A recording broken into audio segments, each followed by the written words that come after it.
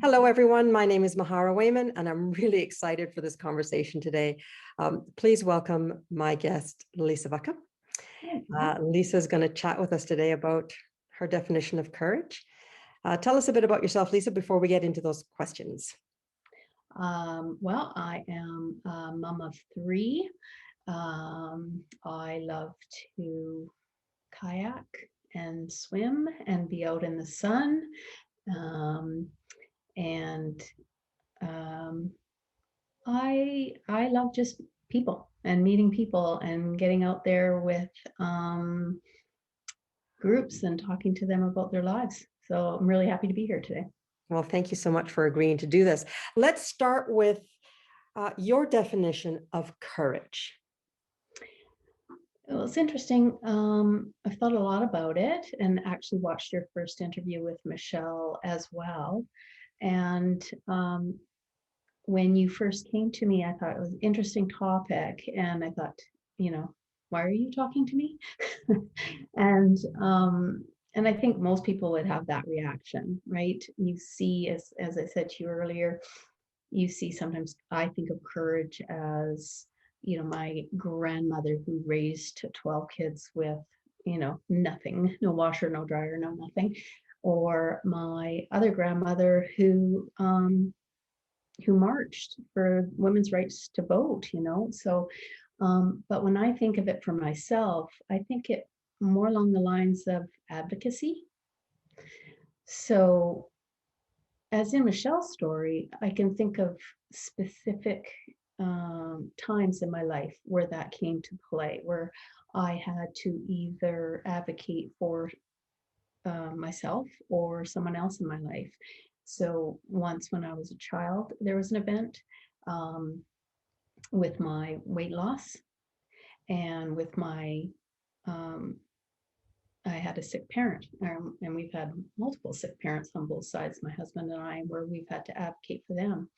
And some of those situations were uncomfortable, and I had to sort of have courageous conversations to get things done. Interesting. I like that. I think it's also interesting that you're able to connect courage with things all the way through your life once you've actually taken the time to think about it. What would you say is your relationship with courage today after living a whole life where you've had some experience with it? Well, I think it's still especially this year with COVID, still changing.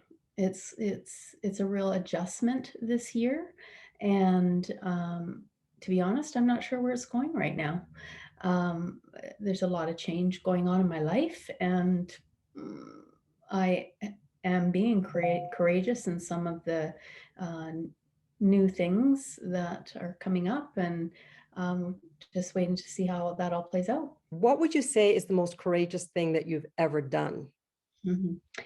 Well, there was a point where I had to advocate for my one of my sick parents, and it was a very, very difficult time. I had to step in and literally take charge, and um, it was very uncomfortable in a lot of situations, dealing with multiple hospitals, multiple physicians, testing centers. Um, and so I think that it was probably one of the toughest things I'd ever had to have done. Why do you think it was so tough and required such courage from you? Well, it was emotional for one. It was my dad, so that was tough. And it involved a lot of people, and the decisions made impacted a lot of people. So um, I had to have a lot of courageous conversations during those years, and it went on for years, almost 20. And there were specific times in there where the decisions that had to be made were extremely difficult. So yeah, it was tough. and there wasn't, I had a lot of support from my husband, but a lot of those decisions had to be made by me. I think it's an interesting point that you make about the longevity of that particular act of courage, because often, and what I've heard already in these conversations is it's one specific thing. I had Mhm. to, I had to get up the courage to do this, and this was the result. But what you've shared is something quite different. It's the courage to do something again and again and again. And the fact that it was so widespread and touched on so many people and touched on so many emotions, I think could even deepen the level of that courage. Yeah, I recently, in doing some cleaning in my office, found notes from a particular year where um, my dad was being hospitalized, and I kept extensive notes. And it's interesting how you forget, Mhm. what you're going through. You are meant to let some of that go, because when I look back at it, it still amazes me. Like, wow, we went through a lot, Yeah. and here we are on the other side of it. So listen, how do you think those years of having courageous conversations um, around your father's illness, how has that changed your life for today? Well, I think it changed a lot of things in my career. I think I learned very early on to have that having a courageous conversation means that you can be kind. It's not necessarily a bad thing to have a courageous conversation with someone. And also with that, it was what needed to be done. And um, it was difficult for some family members at the time, but after living through it, they also realized it had to be done. And even with my dad, he actually came back and thanked me for some of the decision making that I had to do. So, you can see the benefits through the struggle. I think that's so powerful that you're able to look back and say, this is the reason I did that. And this is a great result because, we need to learn from our choices. I also really love this idea of it's okay to have a courageous conversation. Is that a new thought for you now that you've had some years behind you of doing it? Do you think? I know, I think it came on earlier on in my career. And the first place it came in where I had to go back and apologize to someone. Really? So I made a snap decision, and in going back and thinking about it later, realized that I was wrong. And so I had to go back and tell them, you know, so apologize. First of all, I'm sorry for the way I reacted. And if I had to do it differently, here's how I would have handled it. And, you know, they were very appreciative of that. And it was a relationship changer. That's why really I'm having these conversations is like you said earlier, courage is more than just those big grandiose things that we have to do in our lives. Sometimes it's the little things. And for some of us, it takes courage just to get out of bed in the morning. Yeah, someday. So yeah, absolutely. So is this the first time that you've thought of courage in this way? What you, Yeah, yeah, yeah. it was, I really had to put some thought into what it looked like for me, um, and how it's evolved over the years as well. Well, I think it's awesome that you recognize that it has evolved Mhm. because, that's, I think, what this life is all about, right? We don't want to be static. We don't want to stay in one place. We want to constantly evolve. And my hope is that having these types of conversations with ourselves will help us along the way. So I'm curious, how often do you think of yourself as being a courageous woman?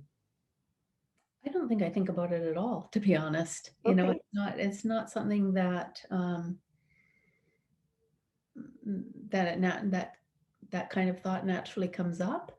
Um, I do think of myself as an advocate. I think that is the one thing that I do think about is, there's lots of situations, whether it be advocating for myself and for what I need, or when my kids were younger, what they needed.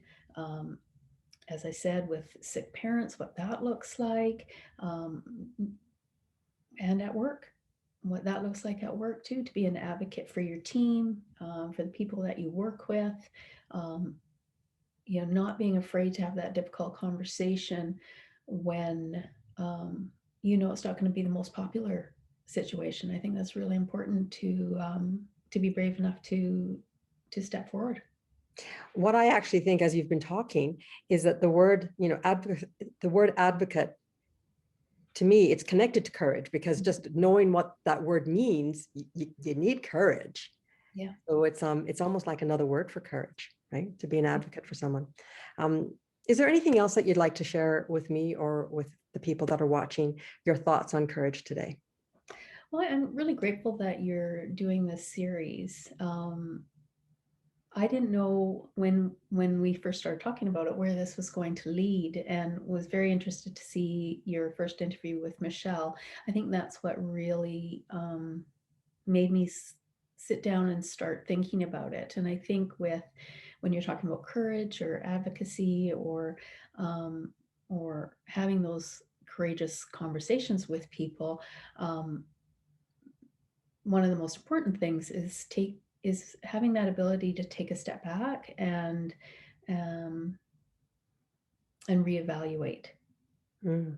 you know, what you need to do and where you need to go and the things that you've done. What, is there a situation, would you have handled it differently? But just the act of saying, I need to evaluate, reevaluate, is courageous, Yeah.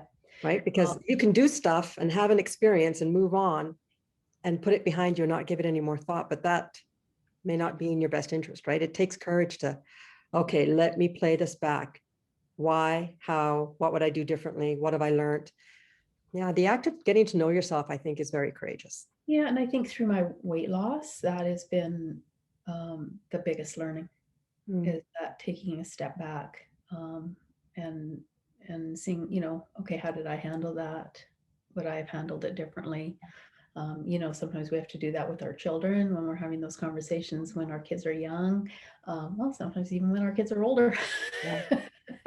But I think that's a huge learning, and it can be tough. Yeah, it absolutely can. Well, Lisa, I want to thank you. You're the first person I turned to when I had this idea, and you helped me talk it through. And you've been very gracious in sharing your thoughts about courage and what it means to you. So I look forward to having more conversations like this. Again, thank you so much. I appreciate it. And to everyone that's watching, we hope you've enjoyed our conversation. Feel free to leave some comments. Otherwise, we'll see you next time. Thanks, Mahara. You're welcome. Bye-bye.